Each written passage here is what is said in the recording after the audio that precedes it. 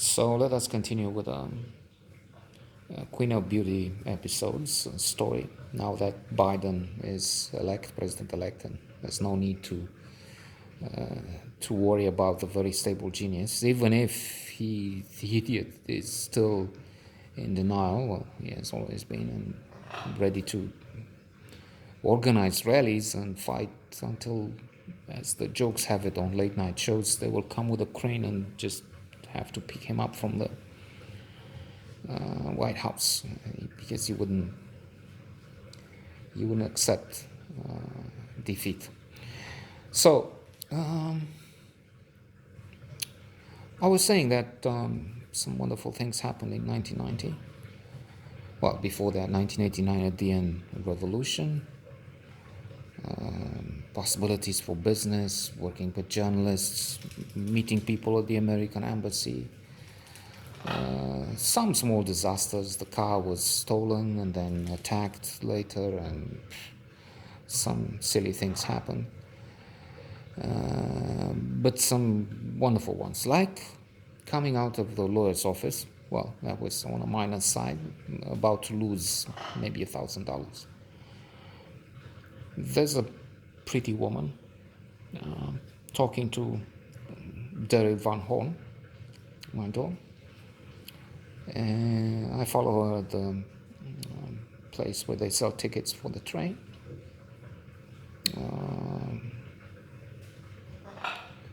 Use the fact that we had just met a few minutes before, and she was talking with a dog, and I offer her a ride, and she says, "Oh, okay." And while I take her home, she tells me she is the most beautiful woman in the land. She is like Cinderella or Snow White, or one of those characters out of a fairy tale. And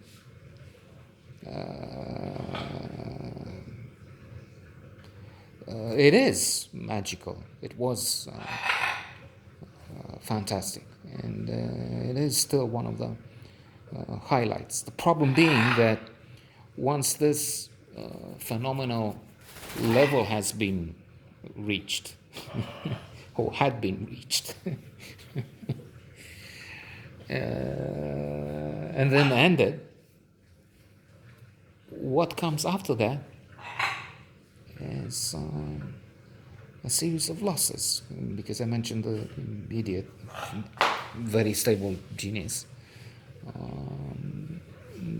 There is something, people mention the fact that he helped the other idiots win seats in the House, and so many people,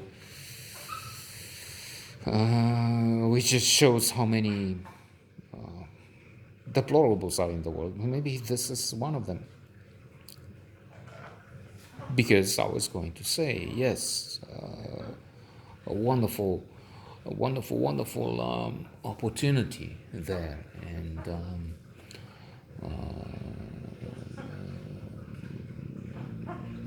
I was called on the Olympus. I was chosen to continue with the power, as the very stable genius is chosen for so many, for the majority of those 70 million and more that have just voted with him a week ago. I was chosen in some ways. Only I spoiled it, probably. It's also true that once this little story will end, there's nothing of the magnitude of this. Well, yeah,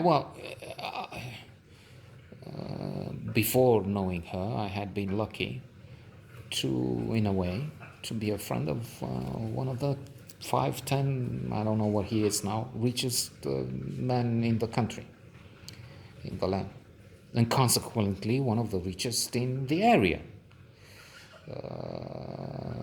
Maybe he would be number one in Bulgaria, I'm not sure, seeing as that is a smaller country, fewer people, I don't know. what the top level of wealth would be there. I mean, if he has, let's say, 300 million US dollars or euros, that might make him the richest there. On the other hand, maybe he has a Swiss citizenship now, so over there he's not even in the top 100. I don't know. Well, he would be. He would be. He wouldn't be in the front. So, and that's on a different level. That's not in the emotional department, so to say. It's it was maybe a chance to use this connection and somehow be more affluent financially myself. I don't know. And it's not clear how that will be important. I keep mentioning here there are studies, one with the lottery winners, that show that yes, you can win the big jackpot lottery of $1 million, and yes, there will be a few months of an increase in well-being, reported well-being, in happiness, but then you come back after a few months. You come back. So money, you can't be homeless and say, oh, it's Eden. There will be a few in India.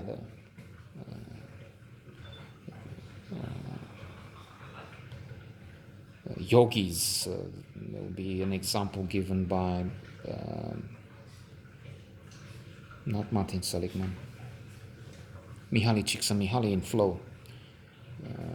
I think that there was somebody mentioned he knew him or he knows of him, somebody in Italy, living on the streets and being as happy as can be.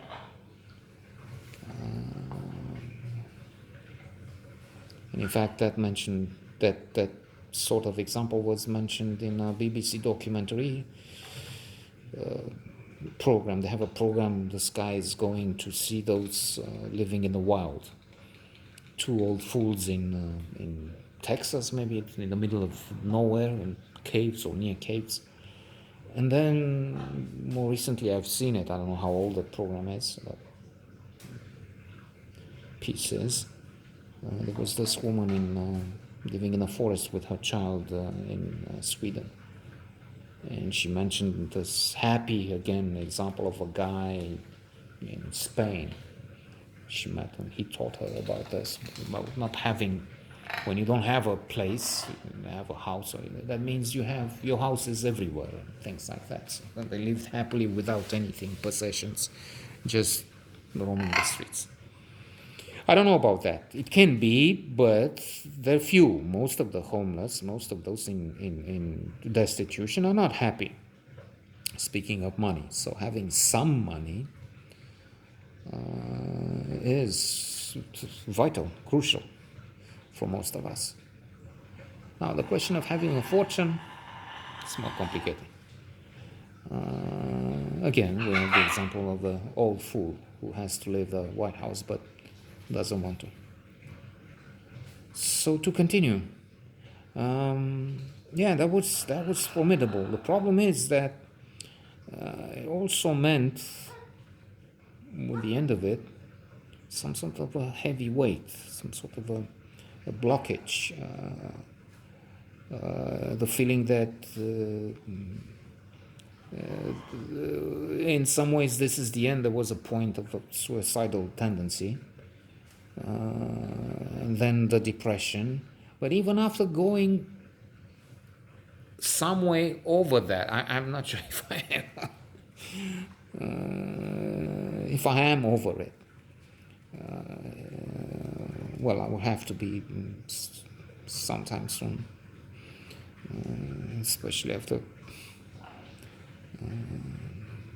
placing this thing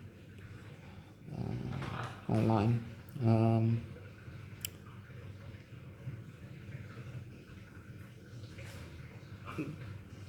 there was a sense that there's no way to beat this. There's no. I mean, the mountain has been climbed. That's it. In some way, I think now, with an example given by, I have to win this, Tal Ben-Shahar. He has positive psychology lectures, courses available freely online on YouTube. The most popular ever courses at Harvard University.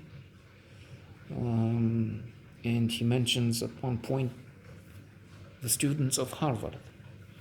The fact that many of them feel once they get there that sort of a not melancholy and maybe not depression, but not positivity, but some sort of negativity, because they've made it. It was so difficult, but now it's so. There's this thing. Also, he mentions in some of his books. Perhaps this is also mentioned in lectures. Is the idea of climbing the mountain. You don't have to put all on reaching the mountain. You have to enjoy the climb and so on, because once that's it. And then there's this other example, not quite very different from what I was saying. I wonder how it applies, if at all, in my case and what I was about to say, but this has come to mind anyway. The idea that once we set so much on getting there to the top, and it's wrong, and that's another example why, because he talks about this guy with a career in front. Okay, I will have to work. I will not be happy. I will work hard, and I will. Once I get this big position and this accomplishment, and so in school is set in the wrong way. He says, learn hard, work hard, because you need grades, and then you graduate, you enter university, work hard, you get a good job. Don't think about pleasure, about happiness. Okay, you get a good job, work hard, you get this much money, and work hard. So that's what this guy does in school, promotions, and then he's, for the purposes of ending this already, let's skip and cut through the chase. So he's 60 or I don't know, 70. And when he's waiting for that glorious moment of the happiness of the ultimate, the final promotion, somebody from the highest floor comes and says, okay, you worked hard, now we congratulate you for your work, and now there's your paycheck, and good luck with your retirement, or something like that. So if that's the mindset, it's wrong. And in emotional terms, this somehow represented the ultimate achievement, something wonderful, the most beautiful, officially, most beautiful woman was in my arms. Then she was gone, and then that was the end of it, something like that.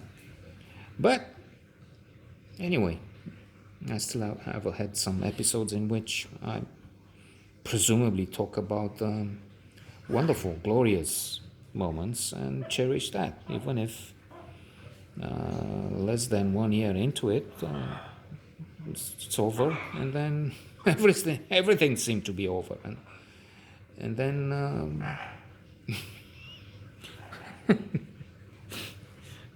Saturday Night Live, they had Jim Carrey doing a loser for Trump on the show. Then it went on a sideline. Anyway, I'm making this forever. It seems like I'm not going to end this episode, but I do it now.